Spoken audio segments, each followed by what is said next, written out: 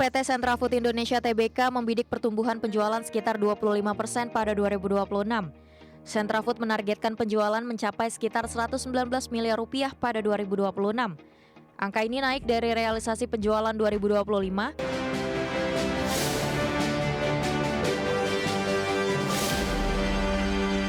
Emiten makanan PT Sentra Food Indonesia Tbk membidik pertumbuhan penjualan sekitar 25% pada 2026.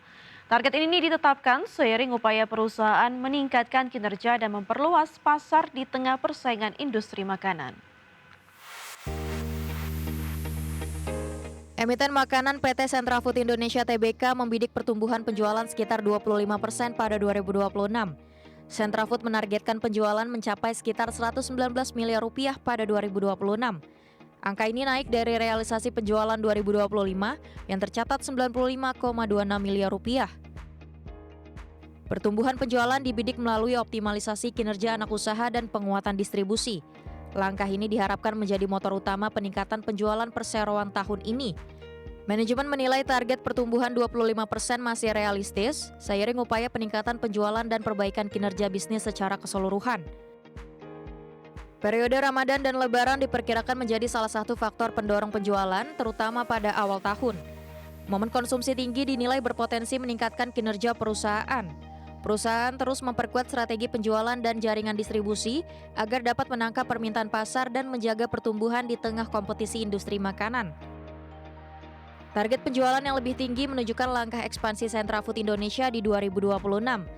Dengan strategi distribusi dan momen konsumsi yang kuat, perusahaan berupaya menjaga pertumbuhan dan memperbaiki kinerja bisnis di tahun berjalan.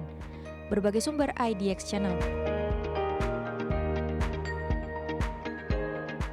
Emiten retail PT Sumber Alvaria Trijaya Tbk atau Alfamart berkolaborasi dengan Layar Digi untuk menghadirkan konsep bioskop mini atau mikrosinema di ribuan gerainya.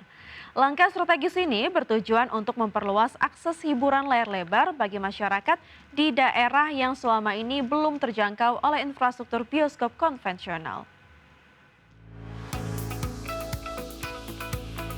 Alfamart resmi menandatangani nota kesepahaman dengan Layar Digi untuk memanfaatkan jaringan tokonya yang tersebar luas di seluruh Indonesia sebagai lokasi bioskop mini. Inisiatif ini muncul menyusul data yang menunjukkan bahwa baru sekitar 21,7% masyarakat Indonesia memiliki akses langsung ke bioskop. Melalui kolaborasi ini, area lantai 2 gerai Alfamart akan ditransformasikan menjadi ruang menonton yang inklusif sekaligus menjadi pusat interaksi komunitas bagi keluarga Indonesia. Sebagai tahap awal proyek percontohan atau pilot project akan dilaksanakan di gerai Alfamart Agricola, Gading Serpong pada Maret 2026 mendatang. Presiden Direktur Alfamart Hans Prawira menyatakan bahwa kehadiran mikrosinema ini sejalan dengan visi perseroan untuk menjadi toko komunitas yang melampaui sekedar tempat belanja kebutuhan harian. Kedepan ekspansi bioskop mini ini targetkan mampu menjangkau hingga 50 kota di seluruh Indonesia untuk menjembatani kesenjangan akses hiburan. Selain sebagai sarana hiburan, CEO Layar Digi, Victor Timothy, menekankan bahwa platform ini juga berfungsi sebagai media pembelajaran interaktif bagi komunitas pendidikan.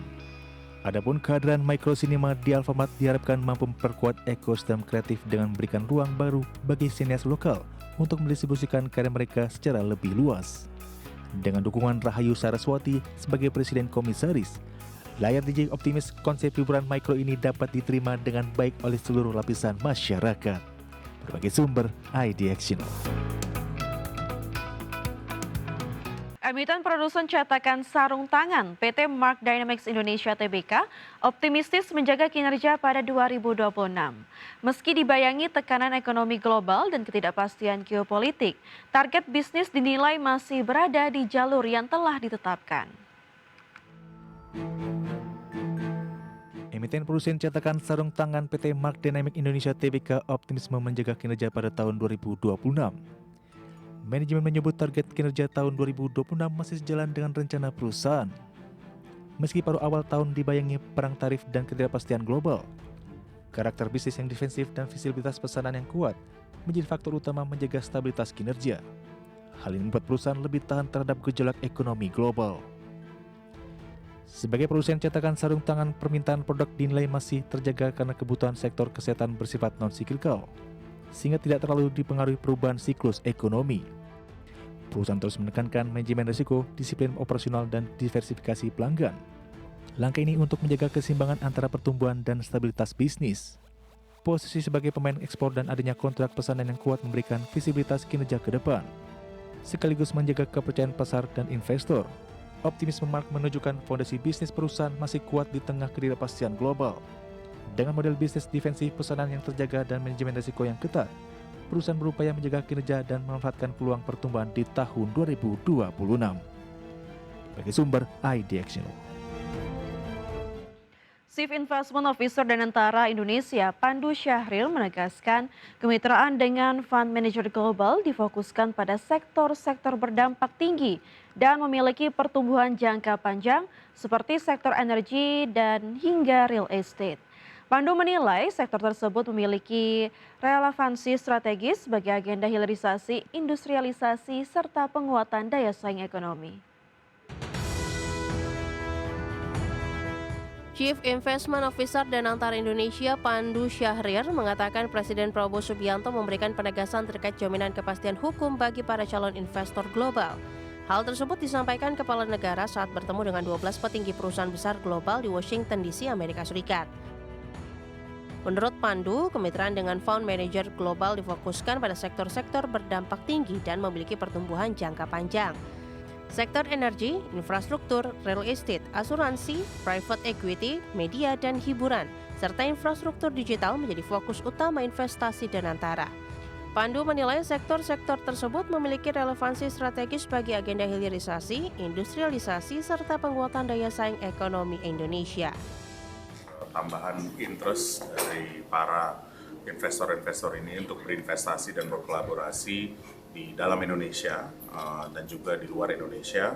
Jadi sektor-sektornya tadi ada renewable energy, infrastruktur, mereka banyak fokus pada infrastruktur, energi transisi, dan juga tadi dari sisi entrepreneurship teknologi, salah satunya adalah salah satu investor terbesar di OpenAI.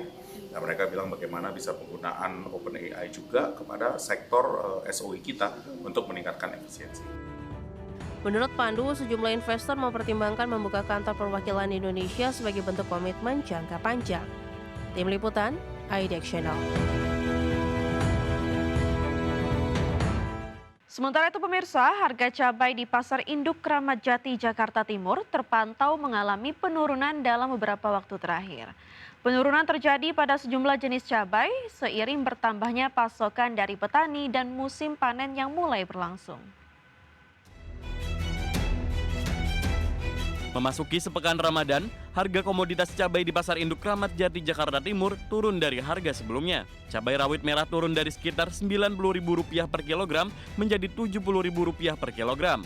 Harga cabai merah keriting juga turun dari Rp33.000 menjadi Rp25.000 per kilogram. Penurunan lebih signifikan terjadi pada cabai rawit hijau yang turun dari Rp65.000 menjadi Rp40.000 per kilogram. So ini kan baru panen ini, semakin banyak panennya ini. Setiap hari bertambah. Jadi kan kalau cabai itu nggak mungkin dari 10 kilo langsung dapat 100 kilo, nggak begitu. Kita petik sekarang 10 kilonya, petik 4-5 hari lagi 15 gitu. Satu petikan itu maksud saya. Jadi tambah terus gitu. Tapi nggak sekaligus.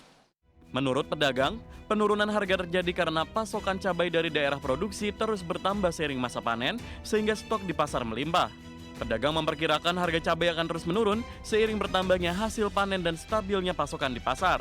Penurunan harga cabai ini diakui memberikan keuntungan bagi para pedagang dan konsumen. Meski demikian, harga cabai diharapkan tetap stabil agar tidak merugikan petani maupun pembeli.